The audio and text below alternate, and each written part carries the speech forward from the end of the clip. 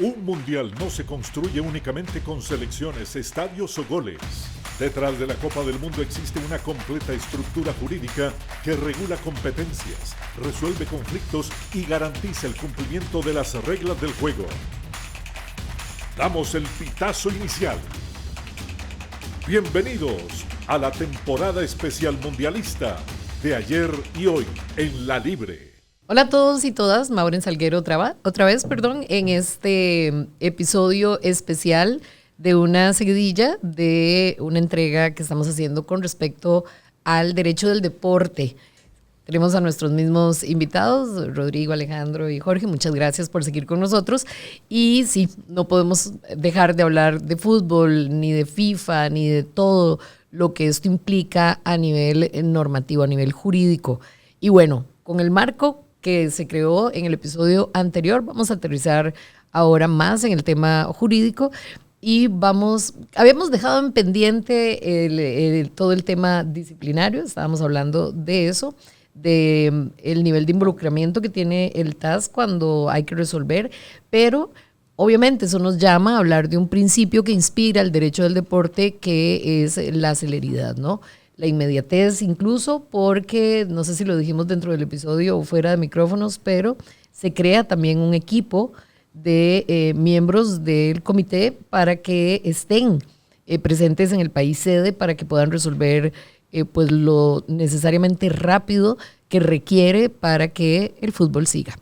¿Quién me habla de eso? Bueno, Maureen, me parece un tema riquísimo y, ¿verdad? Y como les digo, podemos pasar horas aquí más bien tenemos que ir enmarcando la cancha para ver qué podemos hablar. Es muy importante tener en cuenta que la normativa competitiva, ¿verdad? Por un principio general del derecho del deporte, lo que va a buscar y el espíritu de esa norma va a ser igualdad de condiciones, ¿verdad? Y esa igualdad de condiciones para una competencia de este nivel es vital. Esa igualdad de condiciones, ¿cómo se garantiza? Bueno, a través de normas que estén muy bien redactadas y muy claras. Particularmente la normativa FIFA, y ahí Rodrigo puede también complementarme bien, es bastante escueta, pero es muy directa. También hay 4 idiomas oficiales que hablábamos antes: inglés, español, francés y portugués. Esos son los 4 idiomas oficiales y entonces bajo ese espíritu es que se escriben las normas y dentro de esas normas esa igualdad de competencia va asociada a la celeridad y a cierta informalidad. Y también que todos los que van a participar en esa competencia estamos en el mismo barco y estamos cobijados y reconocemos que esos principios y que esa normativa es la que nos van a aplicar, ¿verdad? Entonces, a partir de ahí es donde se gesta ya, digamos, una cultura y un ambiente propiamente de competencia en donde a mí no se me puede ocurrir un disparate o puedo creer que estoy metido en que mi país esto se hace así y es que yo había visto que habían resuelto tal cosa. No. O sea, estamos ya en un ambiente totalmente diferente y entonces yo dejo plasmado eso para que cualquiera de mis compañeros ya empiece a intervenir con temas de cuáles son los órganos y cómo es que van interactuando con estas normas ya las personas que tienen que operar propiamente estas normas. Es que tiene todo el sentido del mundo porque cada principio que es transversal, digamos, en todo lo que tiene que ver con el derecho del deporte, está relacionado directamente con una competencia y por eso es que evidentemente tiene que ser consecuente con eso y por ende es un tema de igualdad central, ¿no? Sí. Vamos a ver, primero, a la par del reglamento de la Copa del Mundo, tenemos el Código Disciplinario de la FIFA. Que el Código Disciplinario es el que establece las sanciones a las que se puede someter un jugador o, por ejemplo, una selección en caso de pues, cometer alguna falta de las que están estipuladas en ese Código Disciplinario.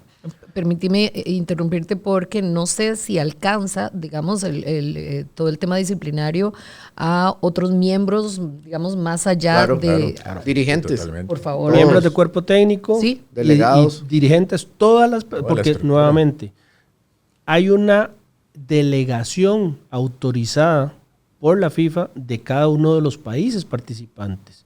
Entonces, cualquiera de las personas que participen o que sean integrantes de esa delegación autorizada pueden ser sujetos de sanciones en caso de que tengan un comportamiento que no sea el estipulado por el Perdón, código. ahí para complementar un poquito lo que dice Rodrigo, es que, como bien lo indica, es una delegación donde estamos acostumbrados a entender que ahí vamos a competir y nos centramos en los jugadores. Pero los jugadores son parte de un staff, de una federación, donde están los directivos, está el cuerpo técnico, están los jugadores, están los que llevan el mercadeo del lugar, ¿verdad? Los doctores.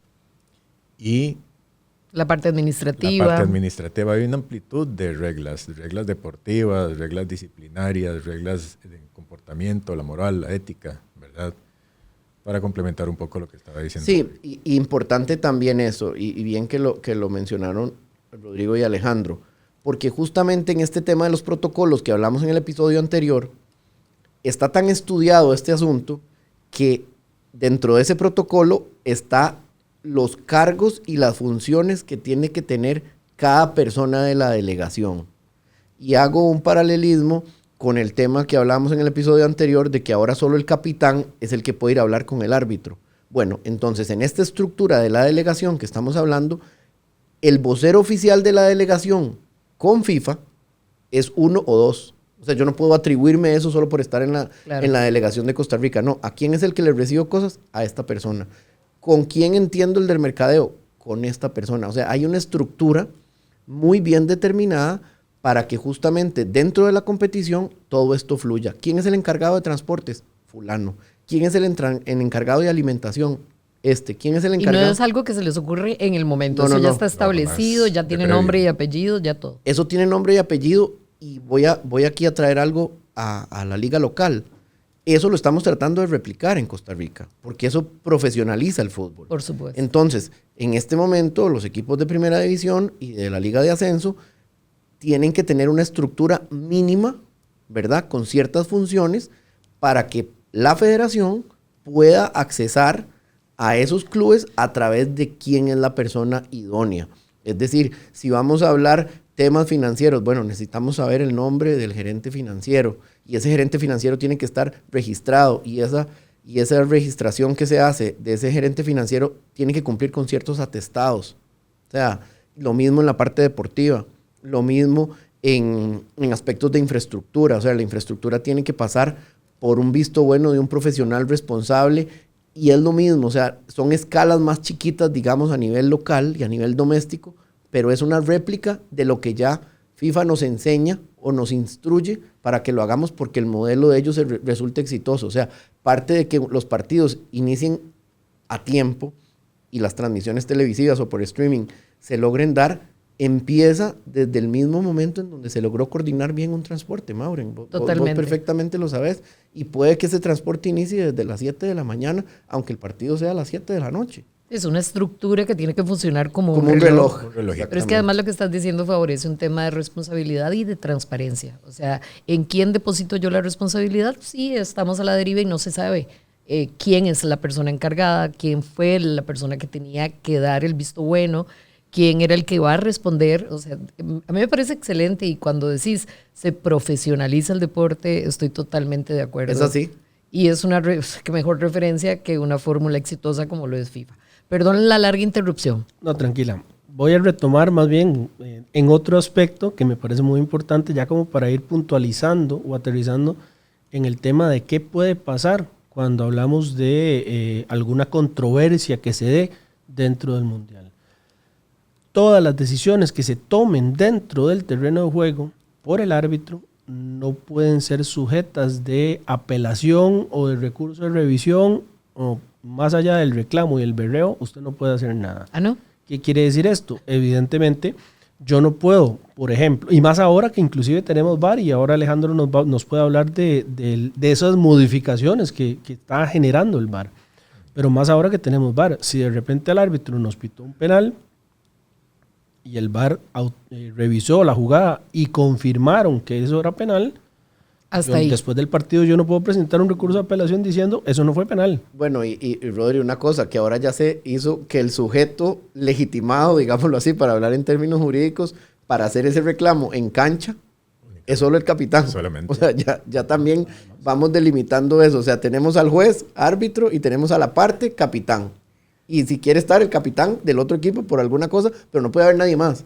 Pero eso sería interesantísimo que se materializara en todos los partidos que uno presencia a nivel local y a nivel, porque digamos, esa turba que llega en torno al árbitro cuando hay una jugada cuestionada, eso no solamente me parece un acto muy agresivo, muy violento, sino que entorpece el mismo partido. Entonces, idealmente que se aplique. Pero eso es toda una costumbre. Claro. Considero que va a ser un tema de educación hacia los jugadores de previo a, y creo que va a ser al principio incontrolable, ¿verdad? Porque eso está muy inmerso, muy en la sangre en el del ADN, jugador, claro. ¿verdad? En la emocionalidad del momento. Emocionalidad del Sí. momento. Pero lo bonito de todo esto es la formalidad de la que hablaba Jorge y un poco también Rodrigo, de quién es el encargado de tal y tal cosa. Claro. Lo llevan a la cancha. Ujú. En este mundial lo van a llevar a la cancha. Y será objeto de estudio, lo hablábamos antes, ¿verdad? Que justamente en el Mundial se ponen a prueba unas cosas, se van a observar, bueno, vamos a ver si esta medida de que el capitán sea el único que hable, ¿verdad? Implica una reducción en el tiempo que se pierde. O sea, por ende, vamos a tener más minutos efectivos de juego. Pero vea también la responsabilidad, y esto es algo que, digamos, está del otro lado.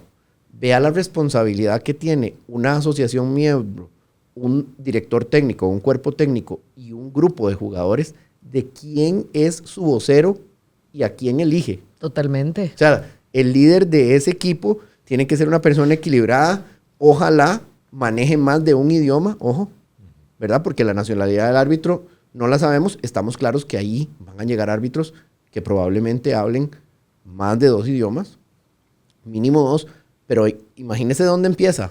O sea, empieza en mi país. Si se reduce a una voz, ¿quién va a ser esa voz? Y eso efectivamente, o sea, trae cola, ¿no? El elegir quién Totalmente. ya se sale del control de la FIFA y es una responsabilidad que recae en cada una de las selecciones. Profesionalizarse, lo dijiste Claro. ahora. Es que no puede ser cualquiera el que es capitán de un equipo, por eso lleva ese gafete, por eso tiene esa distinción. Totalmente. Se me ocurrieron un par de buenos capitanes a nivel local. Efectivamente. Bueno, incluso saliéndonos del Mundial, pero utilizando un ejemplo que la gran mayoría de costarricenses pudimos haber visto hace unos cuantos días con la final del fútbol mexicano donde estuvo Keylor Navas. Keylor es el capitán de Pumas, pero Keylor, si bien es cierto, es el que podría hablar con el árbitro por ser el capitán.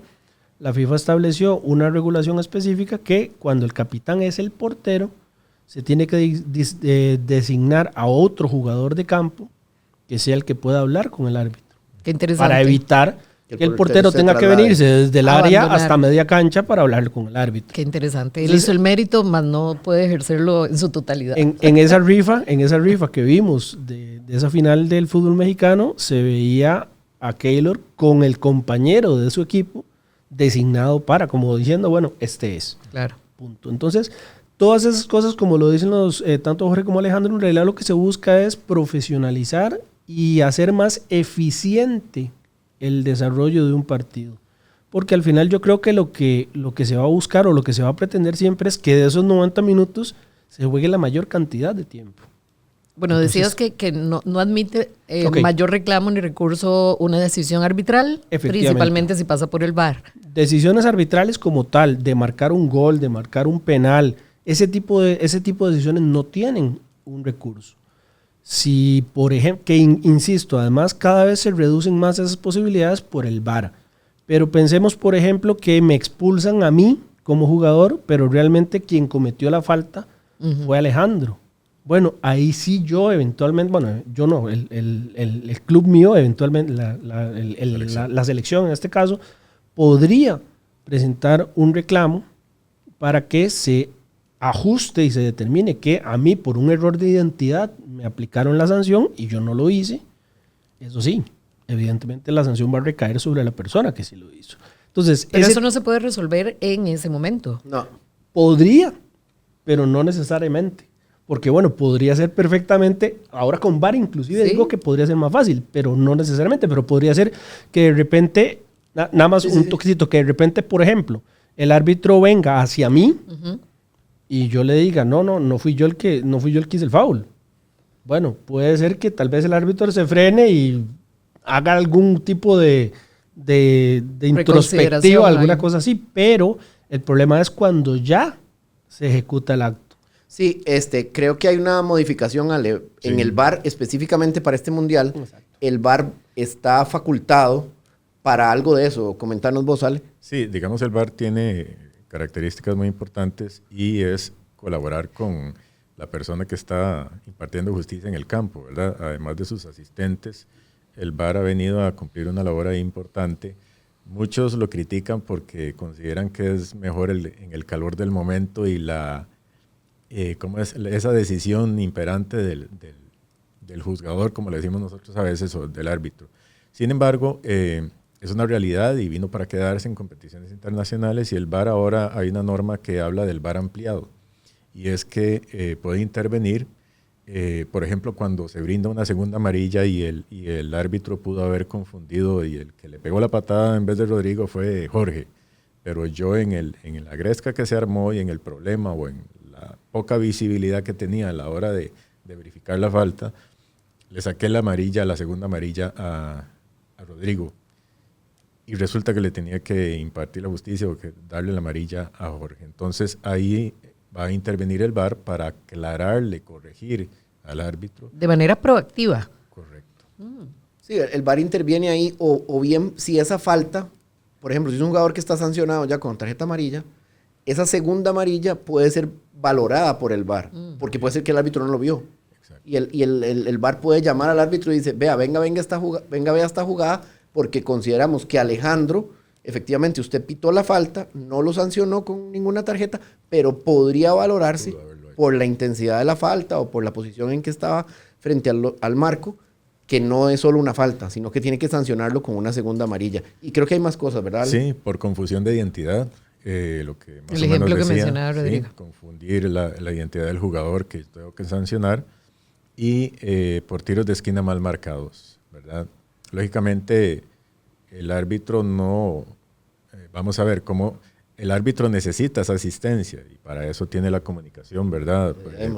En la diadema, e incluso el capitán, que ya hemos hablado un poquito, pues tendrá que estar muy al tanto. Los jugadores también van a hacer un reclamo, donde a todas luces se está tomando una decisión incorrecta, y ahí es donde se va a armar, ¿verdad?, la circunstancia de los árbitros que están incorporados en VAR para ayudarle a tomar una decisión distinta. Esto lo que nos habla es que no está escrito en piedra en un partido que se está desarrollando todos los elementos. El VAR viene a hacer ciertas correcciones, como ya lo entendemos y lo hemos vivido, ¿verdad? El famoso penal, que no era penal, entonces lo revoca, o más bien si era gol, no estaba fuera de juego, ¿verdad? Ese tipo de cosas que influyen mucho en el resultado de un partido tan importante como el Mundial. Sí, y está también, Mauren, Rodri, Ale, inmersa la tecnología, ¿verdad? Porque ya el balón tiene un chip, ¿verdad? Y yo también sé que la cancha también tiene ciertos puntos en donde están marcados ya tecnológicamente por otra medición de datos, que eso es un podcast de no sé cuántas horas, ¿verdad? De todo el tracking que se hace de información. Entonces la cancha está muy bien identificada en tecnología, cuando el balón sale, cuando el balón no sale.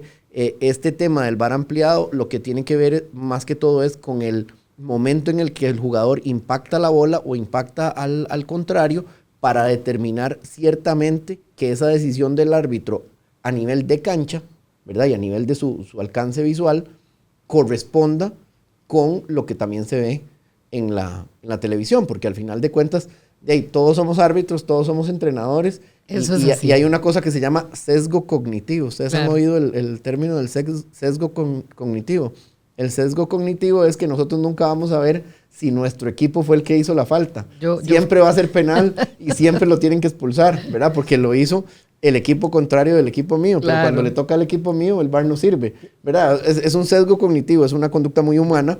Y bueno, ok, lo que estamos tratando, lo que yo entiendo que el espíritu de esto es que el VAR justamente venga a complementar, que lo que estamos viendo en la transmisión sea lo que efectivamente el árbitro haya marcado en la cancha. Por ahí es donde va la línea. Yo quiero decir algo porque alguna gente piensa que se desluce, ¿no?, la función del árbitro. A mí me parece todo lo contrario. Me parece que se fortalece porque es cierto, ahora que tenemos todos los mecanismos y las herramientas tecnológicas para acercarnos, no digo que del todo, ¿verdad?, tener la certeza de qué fue lo que ocurrió, pero acercarnos lo más posible, a mí me parece una maravilla para un deporte tan hermoso como este, donde se mueven tantas sensibilidades, ¿verdad? O sea, la idea es que triunfe el deporte, ¿no? O sea, van a haber siempre un ganador y un perdedor dentro de una cancha, pero si se puede reducir el sesgo, ya no el cognitivo, sino el técnico, pues mejor. Enhorabuena. Y además somos humanos, estamos sujetos a fallar, ¿verdad? Perfecto solo el de arriba y listo. Totalmente. Hay un punto muy importante que es, digamos, el reto que yo siempre he considerado que tiene la FIFA en este sentido es, dotar de toda esa tecnología para tratar de minimizar al máximo, porque no vamos a minimizarlos en su totalidad, lógicamente, el error humano, pero hacerlo de la manera más expedita posible para no entorpecer el desarrollo del partido. Ese para mí es el éxito total o lo que tiene que tomar en cuenta la FIFA para poder lograr que esto sea un éxito completo. Porque obviamente, si hacemos una comparación, no es lo mismo la forma en la que se disputa un partido de fútbol de un partido de fútbol americano, por ejemplo. Claro. Entonces en esas pausas o en el béisbol, por ejemplo, esas pausas son parte del partido, parte del encuentro. En fútbol tratamos de que sea un poco más dinámico. Entonces para mí ese es el reto. ¿Nos estamos acercando? Sí, diría que FIFA está haciendo todo lo que puede, pero bueno, yo no estoy en contra jamás del tema tecnológico. Lo único que digo es eso. Hay que llevarlo al punto máximo de inmediatez para que no atrasemos 40 segundos, 1 minuto, 2 minutos, o como nos ha sucedido aquí en Costa Rica, hasta 5 o 6 minutos una decisión, porque obviamente eso sí tiene una incidencia en el partido. Totalmente. Una pregunta para los dos. ¿Ustedes creen que este tema del VAR se podría traer en el paralelismo del challenge que hay en ciertos deportes? O el tema del tenista cuando le dice al árbitro y tienen que, ¿verdad?, volver a ver el referee, tienen que la cancha a ver dónde picó la bola, o el que tira el pañuelo para el, ¿verdad? Pareciera que estamos extrapolando al fútbol, no a través de un pañuelo ni a través de un reclamo, sino a través más bien como del VAR, ese momento que pueda haber esa justicia, digámoslo así. Vamos a ver, esa es la forma en la que se mantiene en el tenis, en el béisbol, en el fútbol americano, donde yo tengo la posibilidad de retar una decisión y tengo un número determinado de retos o de challenges que puedo hacer en el partido. Yo soy totalmente purista, a mí no me gusta eso porque yo lo que quiero, porque yo creo que eso sería parte de desarrollar, digamos que una estrategia más para poder sacar provecho de eso. Okay. Sí. Y no sería realmente... ¿Dónde aplica el challenge? ¿En qué deportes? En béisbol, en tenis y en fútbol americano. Wow. Y yo creo que más bien el VAR lo que debería rescatar es la pureza del deporte y realmente el espíritu deportivo. Y no, por eso es que no estoy de acuerdo con en mi challenge. barrio diríamos, eso es un albur. Es interesante porque también aquí, y un poco con lo que dice Rodrigo, nosotros estábamos muy acostumbrados a ver que la mejenga, que el partido son 11 y 11 y hay una persona ahí en el medio tratando de impartir justicia. Correcto. Hoy está evolucionando el fútbol intencionalmente a darle mucha relevancia a esta figura de árbitro. Ustedes lo han visto en la misma competición, en la final que alguno de los dos dijo acerca del fútbol azteca. El árbitro se fijó en el VAR y se paró en un punto en el que todo el mundo podía verlo y habló a través de su diadema y dijo cuál era la sanción. Eso es darle relevancia a una persona distinta al 11 contra 11. Y no es solo esta persona, sino también a los 4 o 5 que están metidos viendo pantallas en el VAR, ¿verdad? Los estamos involucrando en el juego, personas que ni siquiera están presentes dentro de la cancha, ¿verdad? Sí, y Mauren, otra cosa que se me ocurre, y Rodrigo y Alejandro, hay una responsabilidad en cada jugador, en cada jugada que hace y en cada gesto. Porque, bueno, obviamente ya sabemos la cuestión de los mordiscos y demás cosas que han pasado en un mundial, sí. que, ¿verdad? Que fueron extra VAR, porque no existía el VAR. Imagínese ahora con el VAR y con muchísimos más ojos viendo esta parte disciplinaria del jugador y del manejo de sus emociones dentro de la cancha, la vitalidad, la importancia y lo vital que se vuelve para una selección también. Porque Totalmente. ese jugador, y ahí Rodrigo lo puede explicar bien, ese jugador perfectamente podría ser sancionado por una conducta de esas post partido. Ahora, y sin tener perdón, el balón en disputa. Ilústrenme, por favor, porque yo entiendo que el concepto del fair play nace en la FIFA, ¿no? Sí. Y es anterior al VAR. Sí. O sea, yo Es un entendería... principio. Es un principio. Y yo entendería que si este principio, insisto, atraviesa todo el espíritu de lo que la FIFA quiere promover en un deporte tan apasionante, justifica perfectamente el VAR, ¿verdad? Quien se lo cuestiona hoy debería más bien entender que si el fair play fue primero y es, digamos, insisto, fundamental, Una insignia de esto lo favorece por siempre. A mí, yo soy una apasionada del fútbol y me encanta que exista el VAR. Muchas veces el VAR representa, sin el sesgo cognitivo, porque yo puedo aceptar cuando se equivocan, pero representa la mirada de todos los espectadores desde la casa y yo creo que equilibra definitivamente pues el partido y la competencia. Yo creo que nos elimina un concepto que teníamos arraigado desde que éramos pequeños y desde que el fútbol casi que existe, y es ese de que el error existe en el fútbol y que a veces lo beneficia y a veces lo perjudica, pero es parte del juego. Bueno, ¿hasta qué punto tiene que seguir siendo parte del juego? Yo creo que eso fue lo que se cuestionaron en algún momento y empezaron a hacer estas implementaciones tecnológicas para tratar de reducir al máximo ese error justamente. Y es que del tamaño del error depende muchísimo. el resultado de un O sea, las partido. implicaciones son enormes. Entonces, para mí, enhorabuena. ¿De acuerdo? Antes de cerrar este episodio y dar espacio al siguiente, yo sí quiero entender entonces el tema de esta comisión. Se habló fuera de micrófonos, pero si lo puedes reiterar, Claro. que se traslada al país sede para poder pues cumplir, ¿no? con esta necesidad urgente de que siga el partido. Claro, la FIFA tiene establecido una comisión disciplinaria que es la que establece todo ese tipo de, o la que aplica el código y establece las sanciones a los jugadores y a los miembros del cuerpo técnico que cometan alguna falta. Lo que dice el reglamento de la Copa Mundial, y ahí es donde se involucra al Tribunal Arbitral del Deporte, es que una vez que se agote la vía interna de recursos o de reclamos ante la FIFA, las naciones participantes en la Copa Mundial aceptan que la única instancia a la que pueden acudir fuera de FIFA es el Tribunal Arbitral del Deporte. Esa es la instancia más alta. Esa es la última instancia y la instancia, como dijo fuera de micrófono Jorge, la que va a tener la santa palabra. De ahí en adelante no se puede hacer nada. Tan es así que el reglamento de la Copa Mundial reitera un precepto que para mí siempre ha sido muy polémico de parte de la FIFA, y es que las selecciones participantes reiteran su compromiso de no acudir a la justicia ordinaria de ningún país para tratar de dilucidar algún conflicto relacionado con esta competición. Y tiene todo el sentido. De todo lo que hemos hablado se desprende la lógica de eso que estás diciendo. Y antes de cerrar el episodio, pregunto, ¿la conducta de los aficionados tienen alguna implicación dentro de todo este régimen disciplinario? Tal vez no directamente con la FIFA, pero sí con el país local, ¿verdad? Porque ahí hay ciertos ajustes. Y yo me atrevería a decir que a donde hemos llegado, y depende de cómo se vaya a identificar cada individuo para al acceso al estadio, y con la tecnología como va, alguien que se porte mal en un partido de FIFA probablemente tenga su hoja de delincuencia en FIFA.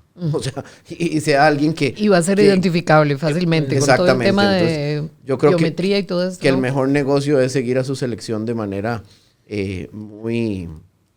muy apasionada, pero también controlada. Y complemento una cosa de lo que dijo Rodrigo ahora. Esto lo podemos tomar como casi que un reconocimiento de una jurisdicción, ¿verdad? Que lo hablábamos en el episodio anterior, pero también hasta una forma de cláusula arbitral de cómo se voy a solucionar mis conflictos, ¿verdad? Entonces yo, asociación miembro, parte, decido que mi conflicto con X y Y tema lo voy a dirimir con usted FIFA aquí, y aquí nos quedamos, ¿verdad? Entonces como estamos en un podcast de derecho, pues ahí se le queda para estudio a los que quieran determinar la naturaleza jurídica de esa disposición. Es un reconocimiento de una jurisdicción especial, ¿verdad? En un tribunal especial formado al efecto, ¿verdad? Porque por eso se trasladan a cada una de las sedes. Y fronteras. Y fronteras, ¿verdad? Y se reconoce, digamos, un derecho internacional ahí, pero también una cláusula arbitral, porque lo que decide ese tribunal, ¿verdad? Se convierte en un laudo y tiene toda la fuerza. Y lo último que sí es lógico inclusive es que existe tanto de parte de la Comisión Disciplinaria de FIFA y los órganos internos de FIFA como del TAS, como esa última instancia, pues un compromiso de celeridad en la solución de los conflictos.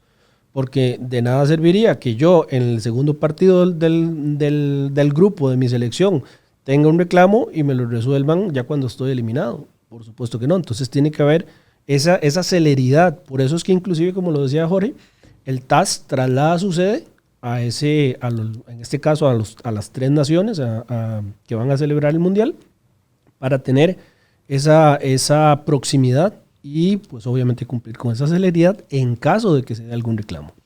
Y tiene todo el sentido también, reiterando lo que dice Jorge, de que si soy yo quien creó las reglas, si ustedes se están sujetando a esas reglas, también acepten sin ningún problema que sea esta jurisdicción la que resuelva y la que dicte la última palabra, y me acojo. Así es. No, tienen todo el sentido. Vamos a detener el episodio hasta acá. Vamos a ir también tratando de cambiar de temas. Yo quisiera que volviéramos en el tercer episodio de esta entrega con todo el compromiso comercial, ¿no? Que está regulado a través de la FIFA y que compromete directamente a todos los equipos y también al país sede a respetar esos compromisos, ¿no? Comerciales que hay, de patrocinadores, de marcas, etcétera, que hay mucho de qué hablar al respecto. Totalmente. Así que vamos a despedir y ya casi venimos con el tercer episodio. El fútbol mueve emociones. El derecho garantiza las reglas. Gracias por acompañarnos en esta temporada especial mundialista de ayer y hoy en La Libre. Damos el pitazo final el día de hoy. Los esperamos en nuestro próximo episodio para seguir explorando el marco jurídico, institucional y deportivo que rodea la Copa Mundial de la FIFA 2026. ¡Hasta la próxima!